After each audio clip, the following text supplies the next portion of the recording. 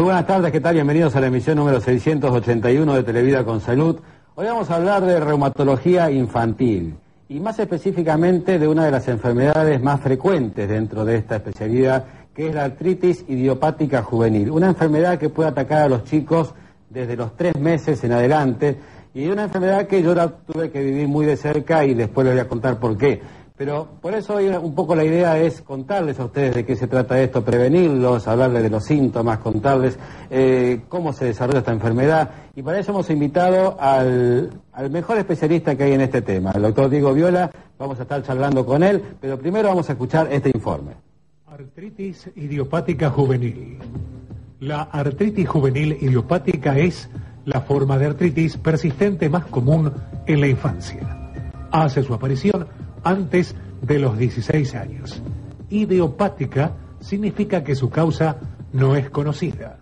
Es una enfermedad autoinmune. Los síntomas característicos de la artritis son dolor, hinchazón y limitación de la movilidad de las articulaciones. Es una enfermedad rara que afecta aproximadamente a 90 pacientes por cada 100.000 niños. Los adultos que conviven con esta enfermedad saben que es crónica, que hoy pueden llevar una buena sobrevida. Pero ¿qué pasa con un chico de 3 o 4 años que la sufre? ¿Es diferente el tratamiento? ¿Tiene más chance de revertir la enfermedad?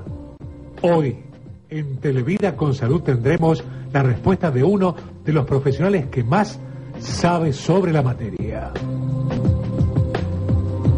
Muy bien, aquí estamos con el doctor Diego Viola. ¿Qué tal, Diego? ¿Cómo estás? Bueno, ha sido un gusto para mí invitarte porque hemos vivido muy de cerca el caso, yo decía, muy cercano a mí, específicamente de mi hijo, que, bueno, padeció y padece esta enfermedad desde los 3 años, donde, bueno, ya he contado un poquito la historia para que esto se pueda ver reflejado a algún padre, alguien que a lo mejor está pasando lo mismo. Mi hijo, bueno, estuvo internado en una institución, que no vamos a mencionar, donde empezó con toda una serie de diagnósticos. Primero una sinovitis de cadera, después, bueno, esto llevó a derivarlo a la casa nuevamente, con dolores, medicado con Actron todo el tiempo, pero esto continuaba avanzando, los dolores, empezó a aparecer cierta molestia en las manos. Bueno, volvió al sanatorio, intentaron ver si esto no era una leucemia, para lo cual se hicieron todos los análisis, se lo sometió a biopsias, a tuberculina, a resonancia, a punción de médula ósea, todavía tiene una cicatriz incluso en la rodilla, todo un proceso que seguramente es el correcto, ¿no?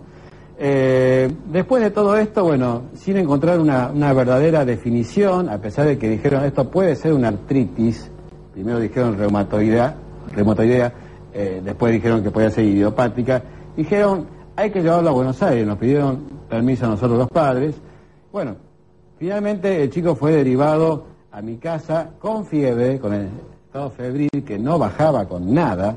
Me acuerdo que era Navidad, esto fue de vísperas de Navidad y la imagen más patente que tengo en la memoria era mi hijo sentado en el sofá a 2 metros, el arbolito de Navidad con los regalos y él no quería levantarse a abrirlos, cosa que en un chico de 3 años es algo imposible por el dolor, porque ya estaba vencido por la enfermedad, la cual me la habían largado así nomás, o sea, sin decir, bueno, ¿y qué vamos a hacer ahora? ¿Cómo lo vamos a tratar?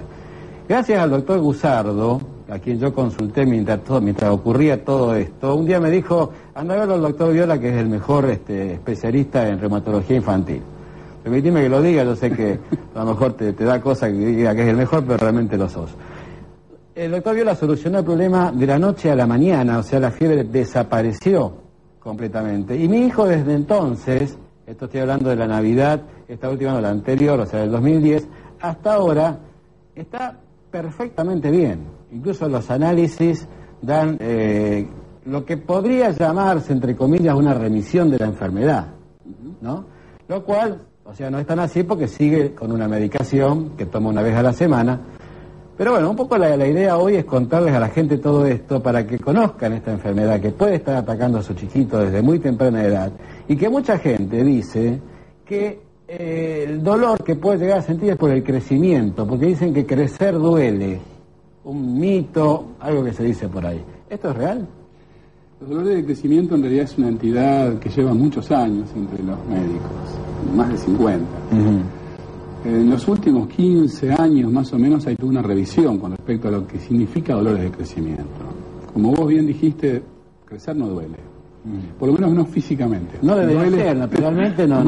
Duele en otros lugares. Salvo que no lo explicaran con 2 caballos como a Tupac Amaru, exactamente. De otra manera no. Exactamente. Lo que sí se ve es que los pacientes, cuando pasan de la niñez a la preadolescencia, sobre todo en los varones, en donde hay un crecimiento estatural importante, se produce un reblandecimiento de los ligamentos que favorecen algunas subluxaciones, que son inaparentes, o sea, el paciente no es consciente. Esto ocurre porque esas articulaciones se tornan inestables.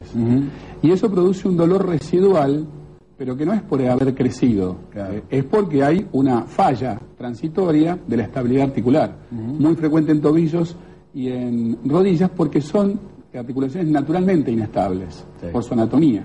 No ocurre lo mismo ni en las caderas ni en los hombros por la misma razón, porque son articulaciones que en un caso están muy bien enmarcadas por el óseo y en la otra muy bien sujetadas, entre comillas, por el aparato muscular. Bien, yo recuerdo que no solamente me lo había recomendado el doctor Gusardo, sino también que el doctor Abdala también corroboró lo mismo, porque son compañeros de ustedes de servicio en el Centenario, ¿no? Somos compañeros, somos grandes amigos, hace más de casi, no voy a decir porque no va a demostrar la edad, pero unos cuantos años que estamos juntos.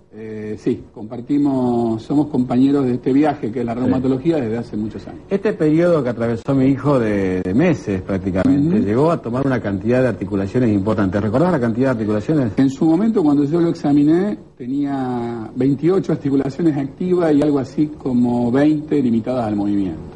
O sea, se diferencian las activas de las limitadas al movimiento porque las activas están inflamadas pero pueden no doler, mientras que las limitadas están inflamadas y además duelen, por eso no se puede completar el arco normal de movimiento. Claro. Esto llevó a una cantidad de medicación a los cuales muchos médicos les tienen miedo, como es el caso del corticoide. Y sí.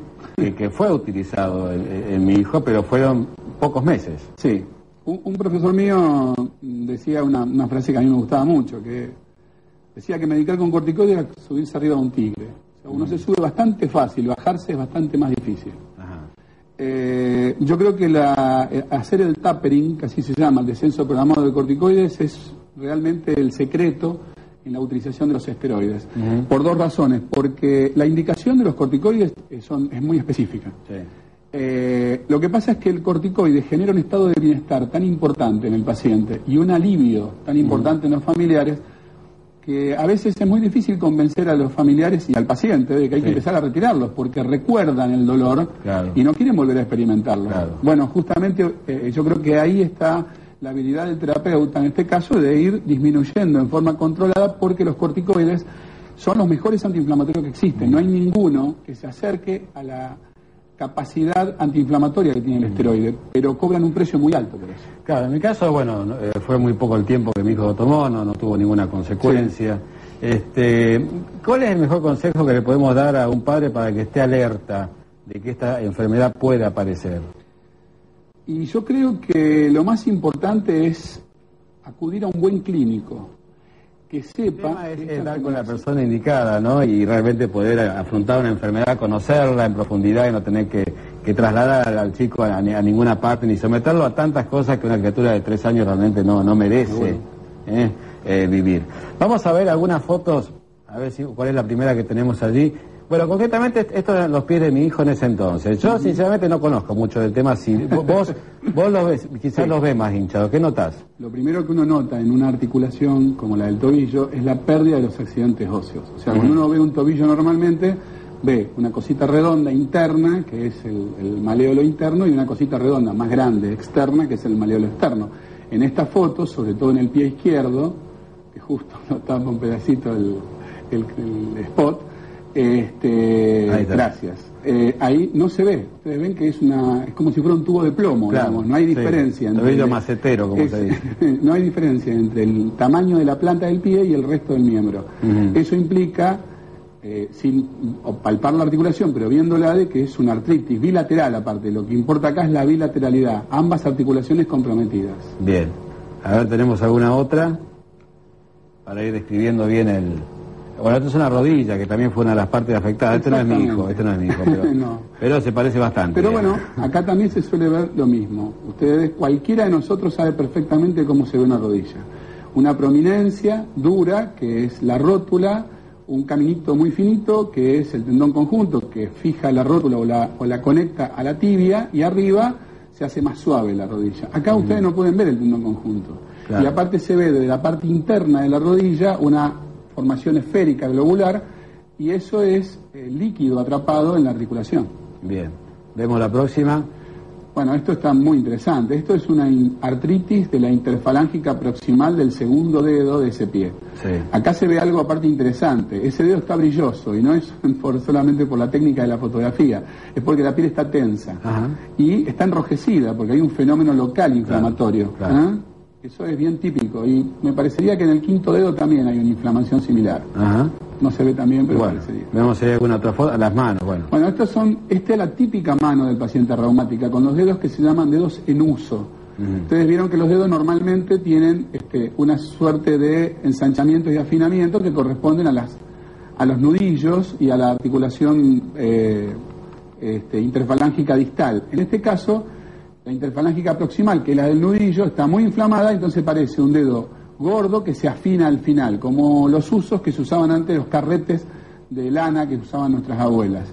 Esta tiene todas las articulaciones inflamadas, y además se ve en el extremo superior de ambas manos, sobre todo de la mano derecha, una artritis del carpo. Ajá. Bien. Bueno, ¿el estado febril permanente a qué se debe? A dos razones, en dos formas distintas de la enfermedad. Esta enfermedad tiene distintas formas de presentación. La presentación de tu hijo fue una forma sistémica. Ajá.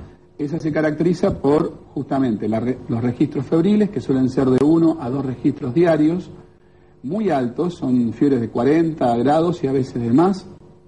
Y lo que llama la atención, todos estamos familiarizados, los médicos, con los registros febriles en los cuadros infecciosos. Lo que llama la atención en estos pacientes es que, superado el registro febril, el paciente no parece estar enfermo. Ajá. O sea, es un paciente que uno lo ve con buenas condiciones.